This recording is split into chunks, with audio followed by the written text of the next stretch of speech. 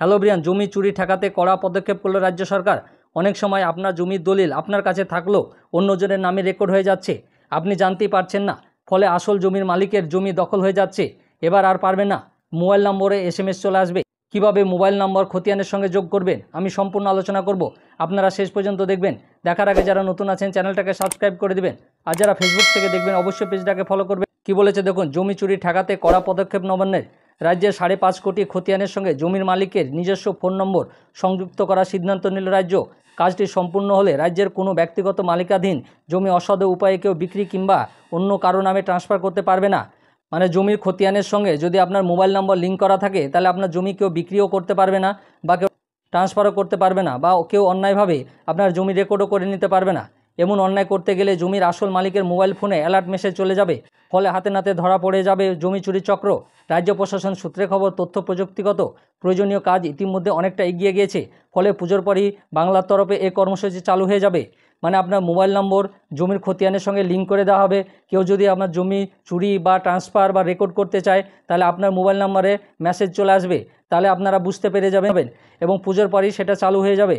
জমি চুরি চক্রের পাণ্ডারা অনেক ক্ষেত্রে জাল দলিল তৈরি করে একজনের জমি অন্য নামে ট্রান্সফার করে।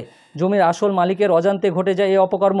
নানা জায়গা থেকে বহুদিন ধরে এমন অভিযোগ পেয়েছে রাজ্য সরকার। এরপরই সিদ্ধান্ত নেওয়া হয়, এবার প্রত্যেকটি খতিয়ানের সঙ্গে জমির মালিকের ফোন নম্বর সংযুক্ত হবে।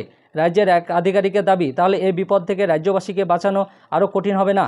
মানে আপনার জমির খতিয়ানের সঙ্গে যদি আপনার মোবাইল নম্বর লিঙ্ক করা থাকে, তাহলে আপনার জমির জাল দলিল বের করে কেউ আপনার জমি রেকর্ড বা ট্রান্সফারও করে নিতে পারবে না, বা কেউ বিক্রি করে দিতে পারবে। ঠিক হয়েছে, রাজ্যের এই নয়া কর্মসূচি নিয়ে সাধারণ মানুষের মধ্যে জোরদার প্রচার চালানো হবে।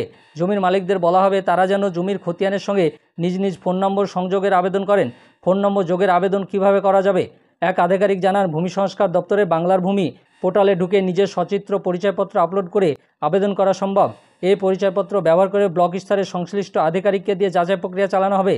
দেখে নেওয়া হবে সংশ্লিষ্ট আবেদনকারী জমিটির প্রকৃত মালিক কিনা। তারপরে খতিয়ানের সঙ্গে তার ফোন নম্বর যোগ করা হবে। মানে আপনি বাংলার ভূমি পোর্টালে গিয়ে আপনার অ্যাড্রেস, সচিত্র পরিচয়পত্র সম্পূর্ণ দিয়ে আপনাকে আপলোড করতে হবে এবং ব্লক স্তরে আপনার ভেরিফিকেশন হবে। ভেরিফিকেশন হওয়ার পরে যদি আপনি অরিজিনাল জমির মালিক হন, তাহলে আপনার ফোন নাম্বারটা ওরা যোগ করে দিবে। প্রসঙ্গত 2019 সাল থেকে জমি রেজিস্ট্রেশনের সময় ক্রেতার ফোন নম্বর নেওয়া হয়, একই নম্বর ব্যবহার করা হয় মিউটেশনের ক্ষেত্রেও। ফলে গত 5 বছরে কিছু জমির নথির সঙ্গে ফোন নম্বর যোগ হয়েছে, কিন্তু অধিকাংশ ক্ষেত্রে বাকি রয়ে গেছে এই সংযুক্তিকরণ। তাই এই বিশেষ কর্মসূচির প্রয়োজন পড়েছে। রাজ্যের এক আধিকারিক জানান, কোনো ব্যক্তির নামে একাধিক খতিয়ান থাকলে তার প্রতিটাটির জন্য পৃথক আবেদন করা যাবে। রাজ্যে জমির খতিয়ান সংখ্যা প্রায় 5.5 কোটি। নবান্ন মনে করে প্রত্যেক ক্ষেত্রে মালিকের ফোন নম্বর যত দ্রুত যুক্ত হবে, জমি বেহাত হওয়ার বিপদ রুখে দেওয়া যাবে তত তাড়াতাড়ি। জমি চুরি রুখতে বা অন্যজন যাতে আপনার জমি রেকর্ড না করে নিতে পারে, তার জন্য ফোন নম্বর খতিয়ানের সঙ্গে যোগ করে নেবেন। প্রতিটা খতিয়ানের সঙ্গে আপনি ফোন নম্বরটা যোগ করে নেবেন। বাংলার ভূমি পোর্টালের মাধ্যমে আপনারা সেটা করতে পারবেন। রাজ্য সরকারের এমন পদক্ষেপ কেমন লাগলো অবশ্যই আপনারা কমেন্ট করে জানান। আর আমার এই ভিডিওটা ভালো লাগলে লাইক এবং শেয়ার করে দিবেন। আর যারা নতুন আছেন চ্যানেলটাকে সাবস্ক্রাইব করে দিবেন, আর পাশে থাকা বেল আইকনে ক্লিক করে দিবেন, যাতে এই সংক্রান্ত আরও ভিডিও আপনি প্রথমেই পেয়ে যান। আর যারা ফেসবুক থেকে দেখবেন অবশ্যই পেজটাকে ফলো করবেন। ধন্যবাদ।